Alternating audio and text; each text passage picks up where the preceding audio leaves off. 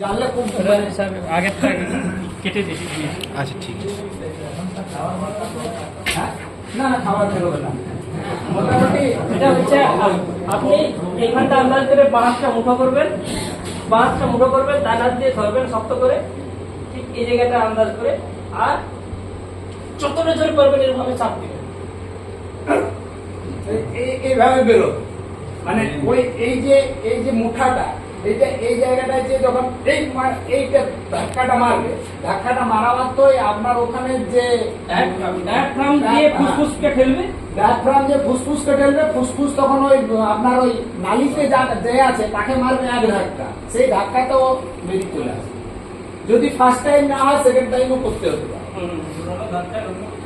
না, অন্য কোনো অ্যাক্সিডেন্ট হবে না। কারণ এই জায়গাটাতে আমরা জানি আমাদের বুকের যে খাঁচাটা আছে, খাঁচার লাস্ট মোমেন্টে যে হাড়গুলো যেখানটা এসে জয়েন্ট লেগেছে ওগুলো সব ওই তরুণাস্থি, ঠিক আছে? ফলে তরুণাস্থি হওয়ার জন্য ওর এক্সপানশন এটা ফ্রি, মানে তুমি যে ওকে ধাক্কা মারছো, তুমি ভাবছো যে আমার ওখানে হাড়টা পাশে সরে যায়, হাড়টা তো ইলাস্টিক, ফলে ওই ধাক্কাটা খাওয়ার পরেও ও তো গার্ডারের মতন এক্সপানশন হয়ে যাবে, তাহলে ওই ধাক্কাটাও নিতে পারবে।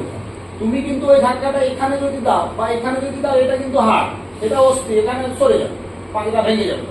কিন্তু এই জায়গাটাতে একমাত্র ওই সুবিধাটা আছে সরাসরি।